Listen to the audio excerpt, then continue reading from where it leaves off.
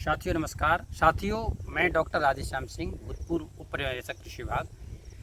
आपका स्वागत है हमारे YouTube चैनल कृषि दर्पण में। मैं साथियों आज जो है आपको सरसों से संबंधित कुछ ऐसी बातें बताऊंगा जिनको यदि आप अमल में लाओगे तो आपके उत्पादन पर बहुत ही अनुकूल असर पड़ेगा। साथियों, सरसों की फसल में बुवाई के समय ऐसी 5 बातें मैं बताऊँगा जिनको यदि आप ध्यान से सुन करके और यदि प्रैक्टिकल में प्रयोग करोगे तो आपको अच्छा लाभ मिलेगा। पहली बात साथियों ये है कि यदि हमें सबसे पहले हमें सरसों की बुवाई का समय, सरसों की बुवाई का उपयुक्त समय जो है 25 सितंबर से लेकर के 25 अक्टूबर तक है। यदि आपने 25 सितंबर से पहले सरसों की बुवाई कर दी तो फिर फसल को जो उपयुक्त सर्दी या ठंड नहीं मिल पाती है, जिसके परिणाम स्वरूप फसल की विकास एवं वृद्धि अच्छी नहीं हो पाती है। यदि आप किसी तरीके से 25 अक्टूबर के बाद सरसों की बुवाई करते हैं तो फिर आपकी फसल में जो है जैसे कि आपका सफ़ेद गेरुई या फिर आपका झुलसा या फिर आपका पोलियो और आपका माहू, इस तरह के कीट एवं रोग लग जाने से आपके उत्पादन पर प्रतिकूल असर पड़ता है। तो सरसों की बुवाई का एक उपयुक्त समय जो मैं बता रहा हूँ उस 25 सितंबर से लेकर के 25 अक्टूबर के मध्य में यदि बुवाई करेंगे तो ये आपके लिए बहुत अच्छी बात रहेगी। साथियों, दूसरा विषय ये है कि इसमें आप जो है प्रजातियों का चयन, हाँ साथियों, सरसों की फसल में प्रजातियों का चयन बहुत महत्वपूर्ण स्थान रखता है। चूँकि सरसों की हाइब्रिड प्रजातियों का बीज जो है 1 एकड़ में मात्र 1 किलोग्राम लगता है और यदि वो महंगा भी आए तो फिर हमारी लागत पर इतना ज़्यादा असर नहीं पड़ता है। हमारी लागत यदि कुछ बढ़ती है लेकिन उत्पादन हमारा बहुत ही अनुकूल हो जाता है। उदाहरण के तौर पर यदि हमने अच्छी सरसों की प्रजाति महंगी और 1000 रुपये किलो वाली खरीदी और उसकी कीमत यदि मान लीजिए किसी तरीके उसका उत्पादन जैसे मान लीजिए 18 कुंटल तक है और थोड़ी अगर हल्के में हमने खरीदी और उसका उत्पादन मान लीजिए 12 कुंटल है और उसकी कीमत जो है मान लीजिए 100 रुपये किलो है, तो बीज पर हमारा मात्र जो है 900 रुपये मतलब हमारा बढ़ा खर्च पे, लेकिन उत्पादन में हमारे 6 कुंटल का अंतर आने से लगभग 36,000 का अंतर आएगा। इसलिए सरसों का मतलब बीज जो है आप अधिकतम उत्पादन लेने वाली प्रजातियों को ही खरीदें। अब जहाँ तक अधिकतम उत्पादन लेने वाली प्रजातियाँ हैं साथियों, मैं आपको जो है इस समय के हिसाब से जो सबसे बढ़िया वैरायटियाँ हैं उन वैरायटियों का नाम बता रहा हूँ। सबसे पहला नंबर जो उत्पादन में वो है आपकी पायनियर की 45S40। ये जो है उत्पादन में बहुत बढ़िया है। साथियों, इसका थोड़ा सा एक ड्रॉबैक ये है कि इनकी जैसे फलियां जैसे काटते समय अगर आपने थोड़ा ध्यान नहीं दिया तो फलियां झड़ने से जो है दाने गिरने लग जाते हैं। साथियों, दूसरे नंबर की हमारी जो प्रजाति है वो है हमारी एडवांटा कंपनी की ADV 414। साथियों, इसका उत्पादन जो 45 से 46 से थोड़ा कम तो है, लेकिन इसमें फलियां झड़ने वाली समस्या नहीं है। ये दोनों ही वैरायटियाँ जो है झुलसा से और सफ़ेद गेरुई के प्रति रेसिस्टेंट हैं।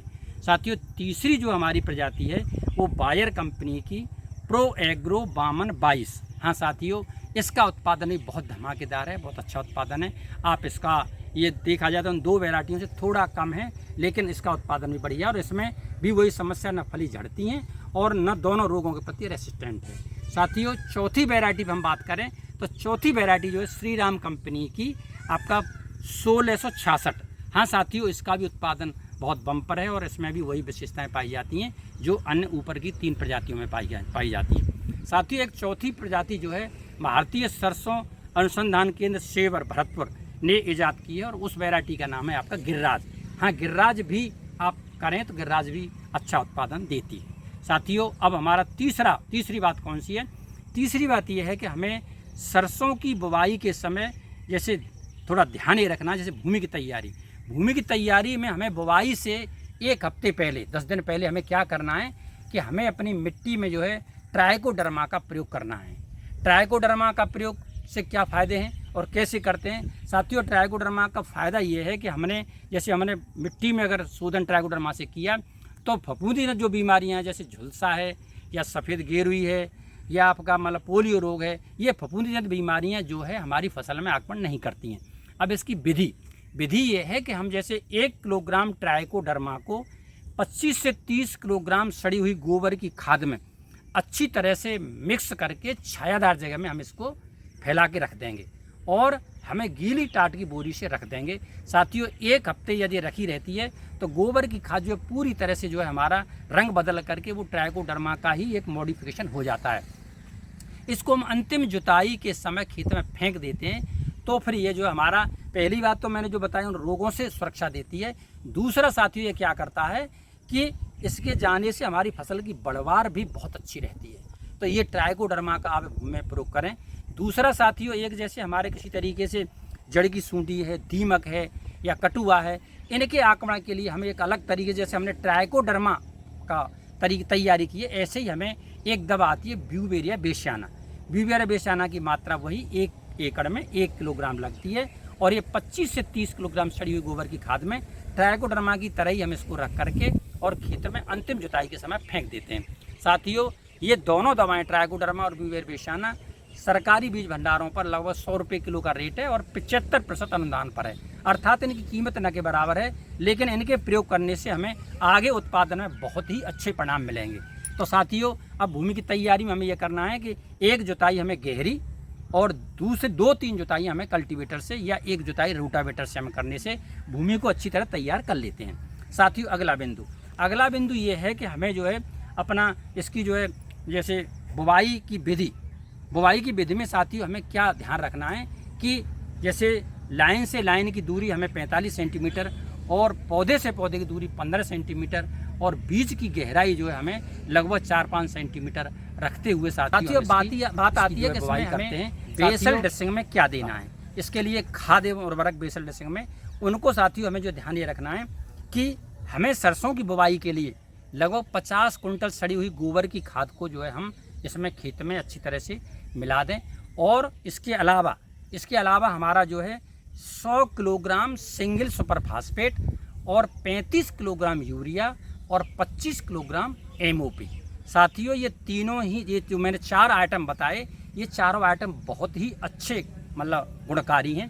पहली बात, जैसे हमने गोबर की खाद मिलाई है तो गोबर की सड़ी हुई खाद से हमें फसलों में नाइट्रोजन, फास्फोरस, पोटास के अलावा अन्य सूक्ष्म पोषक तत्व भी पर्याप्त मात्रा में मिलते हैं। इसके अलावा जैसे हमने सिंगल सुपर फास्फेट 100 किलोग्राम बताई है। साथियों, सिंगल सुपर फास्फेट के प्रयोग करने से हमारी फसल को जो है फास्फोरस की पूर्ति तो होती है, साथ ही हमें जो है इसमें सल्फर की भी मात्रा मिलती है। सिंगल सुपर फास्फेट में 16% जो है फास्फोरस मिलता है और 12% जो है सल्फर मिलता है। साथियों, सल्फर के प्रयोग करने से हमारी सरसों की फसल में बहुत ही गुणकारी परिवर्तन मिलते हैं। जैसे पहला तो ये है कि इसमें तेल की मात्रा बढ़ती है। दूसरा साथियों ये है कि सल्फर के प्रयोग करने से हमारा आगे फफूंदी बीमारियों का भी एक सुरक्षा कवच हो जाता है।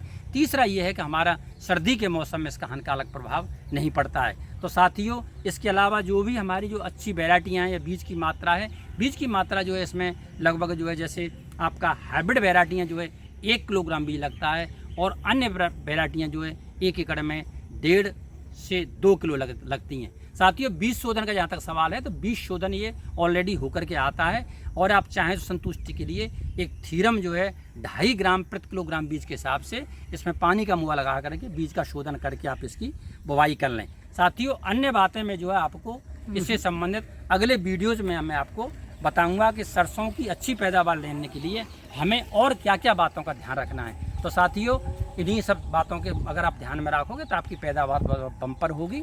तो साथियों, पुनः आपको धन्यवाद। नमस्कार साथियों।